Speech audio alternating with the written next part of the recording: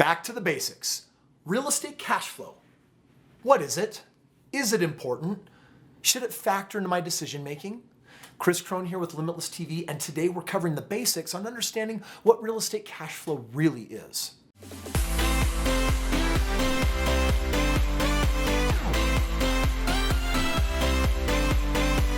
All right, you did it. You put a smile on my face. You requested a video that I kind of do want to make. The video today is on real estate cash flow. What is cash flow? It's a big buzzword, right? People talk about residual income. They talk about cash flow. Well, I want to actually define it and create clarity on what it looks like in real estate investing so that you can be smart. I cannot tell you I cannot believe that people will go out of their way and do what I'm about to show you.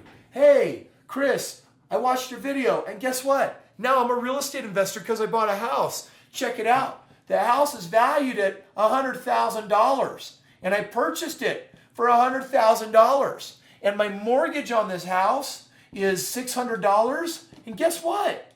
I rent it for $650. I'm a real estate investor. You're a nincompoop. This is not a good deal. There's no equity. There's $50 a cat. Kris, $50 is a lot of money to be. No, it's not. Someone broke the window. The baseball kid with the next door and the bat and the ouch. And guess what? The window cost $200. Okay. Rewind. Let's talk about real cash flow. Let's talk about how to do real estate. Let's talk about how to make this awesome. First of all, couple of rules that we got to play by.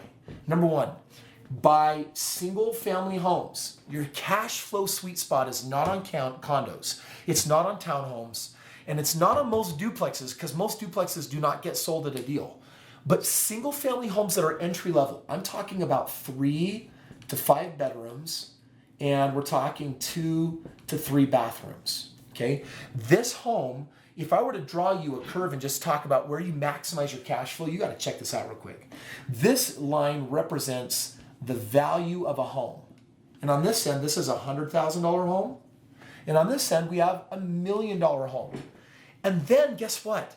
There's market rental rates for this home and that home. For example, let's plot a line. On a $1 million house, my rent that I can collect, my mortgage on $1 million, let's call it let's just call it 10 grand. But I can only rent for $5,000. So guess what? If you buy a $1 million house, you are going to be underwater every month in this scenario by $5,000. Opposite extreme, right over here. I buy a house for $100,000. I have a $600 mortgage, and I can rent it for $900, let's just say. So this is a $600 mortgage, and this is a $900 rent. See how I'm above the line here? Let's draw it like this. What essentially I'm telling you is that at some point we cross a barrier, and when we cross it, you lose cash flow. You can't get ahead. The mortgage is too expensive. What is that number? In most cases, it is somewhere-ish right around $300,000. Hence, I don't buy $300,000 homes. These are the homes to go underwater when the market tanks. I don't want to just teach you what is cash flow. I want to teach you how to maximize cash flow. And you're going to maximize that cash flow in this sweet spot right here. It is going to be somewhere between a 3 and a 5 bedroom home, and it is a single family. It's not 2 bedrooms, it's not 1 bedrooms, it's right in that gap. Now, by the way, I could over here have a $400 cash flow, but I have to pay more money for it. Down here, $300 of cash flow is bigger than $400 because it took me less to get into it. Does that make sense? So I'm just talking about entry-level, nice, single-family homes, 3 to 5 bedrooms, 2 to 3 bathrooms. And now let's talk about this cash flow deal. So what is my cash flow? Let's use this example. I bought a home. It was valued at $100,000, and I'm able to purchase it for $70,000. This house right here, I now have, after my down payment and everything, I may have a mortgage of $500 a month, but I have a rent of $900 a month. The difference between all of my expenses minus my rent is my cash flow. I'm not the property manager. I hired a property manager. My property manager is taking $90, 10% of the gross. So there's not a $400 difference now. there is a $310 and someone's doing all the work. Now, if you like me, I learned this lesson. If you want something done right, don't do it yourself. Personally, I would rather pay someone $90 and have a smaller take home, but do none of the work so my mind can be fresh to do what? Do it again. If it works once, why not do it 10 more times? Why not do it 20 more times? This is the essence of what cash flow is. Now let's break down how sweet this is. Let's say that you have a job, and at your job, let's say that you get paid $15 an hour. That's what you are earning in the job market. But your house is paying you $310 every single month residually. How many 15 hours can I put at $15 an hour? How many hours can I put into that 310? 20.6 hours.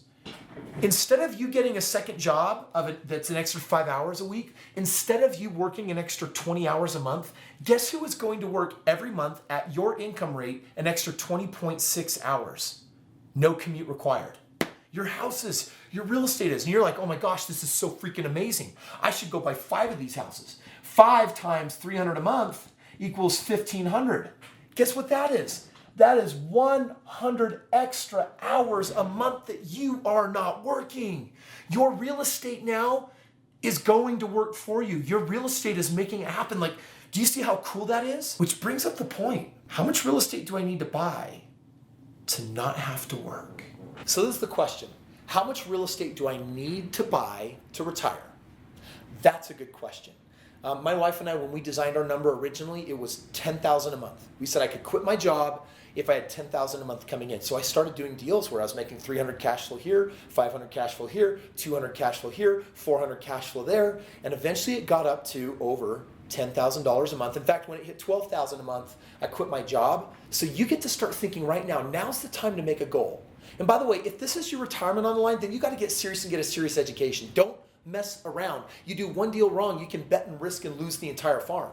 You might have 401ks or IRAs, or you might be like me starting with nothing. But getting the right education and having the right team is going to make it happen with time. In fact, you can click the form below and ask for my next Limitless Wealth Intensive. Come and spend 3 days with me and my team, and let's talk to you about the education that you need to actually get going and doing real estate wherever you're at. You got no money and no credit, you can do a deal right now. If you got lots of money and lots of credit, you can do a deal right now. In fact, it doesn't matter what your resources are, you can do a deal right now. Now that you've got great clarity on real estate cash flow, come spend a couple of days, meet me and my team. The first thing you're gonna say is, whoa, Kris, you're so big, you're so much bigger than on the small screen. Well, yes, I am. And me and my team are gonna sit down and we're gonna expose you to the different type of real estate options, investments, mindset training to help you take your next step forward in life. Be sure to subscribe, click the links below, learn more about what we're up to, and we'll keep on helping you.